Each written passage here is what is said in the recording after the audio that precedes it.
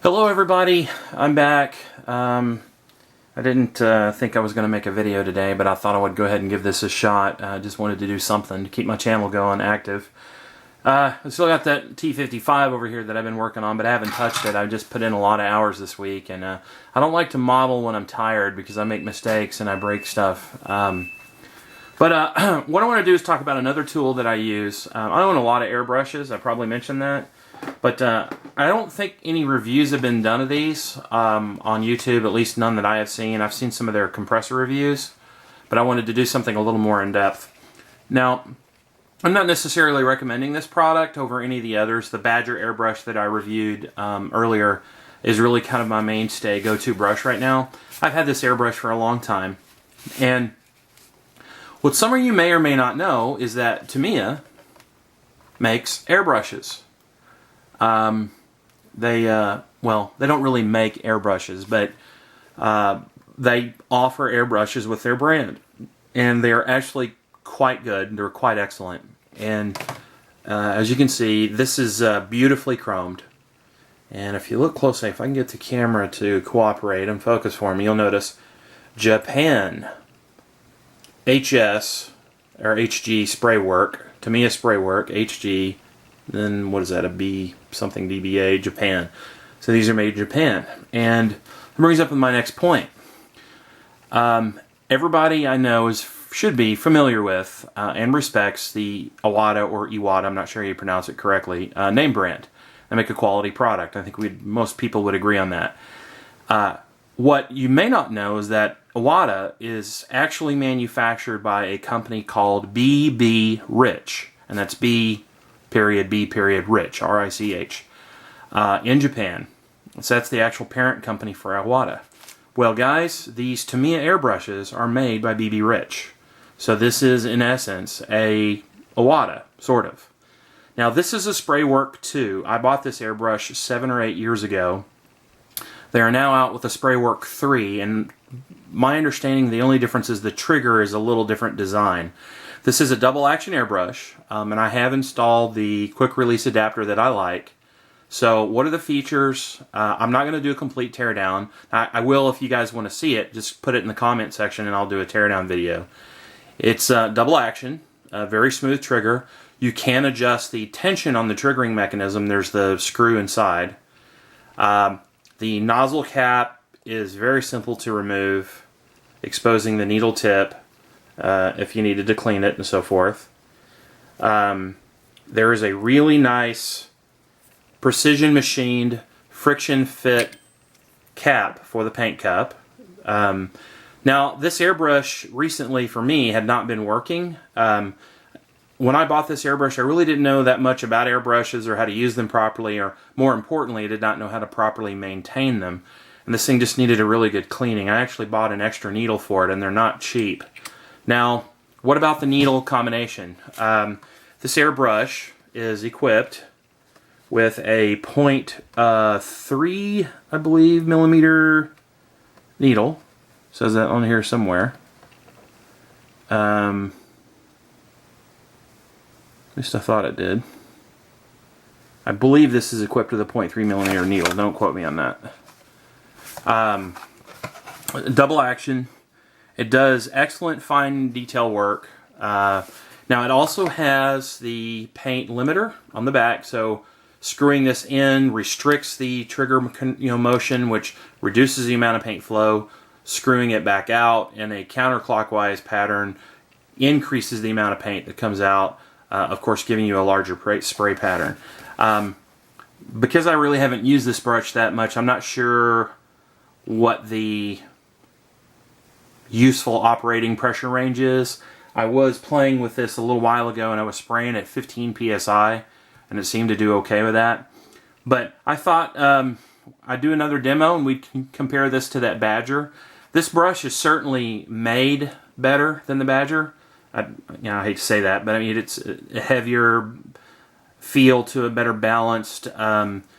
Like I said, I haven't used it as much, but let's fire it up. I'm gonna mix up some paint, basically do the same type of scenario that I did with the Badger. I'm gonna mix, or thin rather, 2-to-1, some X20 with some Tamiya flat black, and let's compare. I'm going to put in 2, 3, 8 drops of thinner, and set that down in my airbrush holder. 16 drops of paint. I already had a little eyedropper thingy here that I was using from earlier.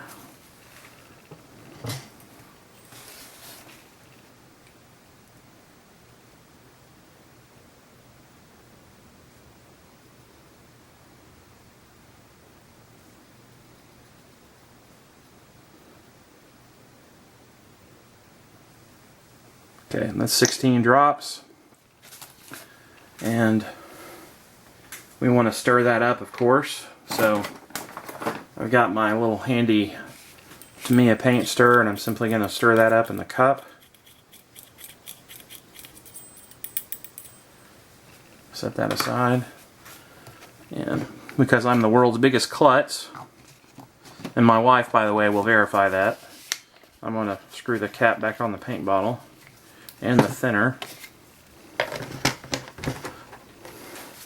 Take my quick release, attach it to the airbrush. Here we go. I'm going to go ahead and fire up the airbrush, or the compressor rather. So, we'll go ahead and put this cap on. Let's see what we get. Make sure we're spraying here. There we go. I can tell the trigger is quite a bit more sensitive than the Badger's is, and look at that. Nice. That was my fault.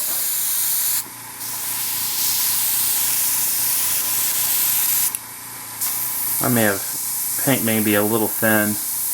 That's better. It's certainly capable of excellent detail. Of course, it has a much smaller nozzle. Seems to spray pretty smooth. Try this.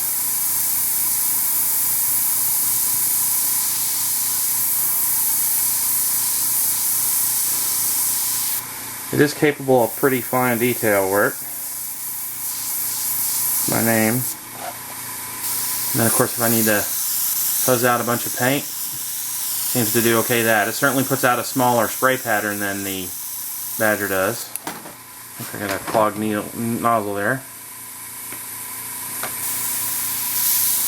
There we go. Flip this over. So,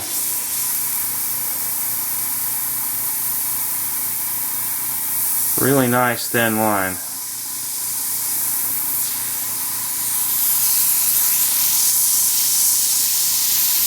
Almost like maybe I could turn the pressure down on this a bit to 15 psi.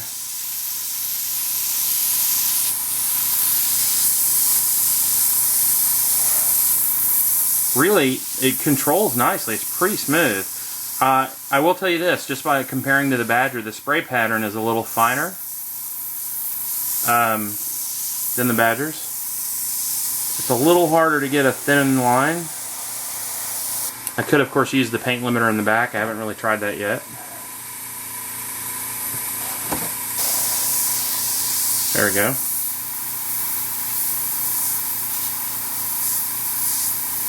That's screwed in pretty far.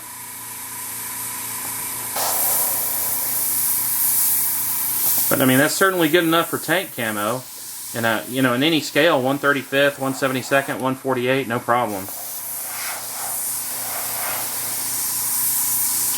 But my low battery indicator's going off. So basically, what I wanted to do is let you guys know, hey, Tamiya makes airbrushes. These are really reasonably priced. I looked, the Spray Work 3 airbrush, which is the newer version of this brush, is available for about $140 US. Very similar, I think, to the Iwata HPCS Eclipse. It's a quality product, made in Japan by BB Rich, like I had mentioned. Certainly, as you can see, capable of, you know, really nice, thin, detailed lines, as well as pretty good coverage for base coats and the like. But I definitely recommend it. It's a quality product by a brand we all know and trust. And you know, hey guys, definitely would consider it as another airbrush if you were looking for something as a step up over an entry-level brush or something that you may have recently purchased. Well, thanks for watching, guys, and have a good night.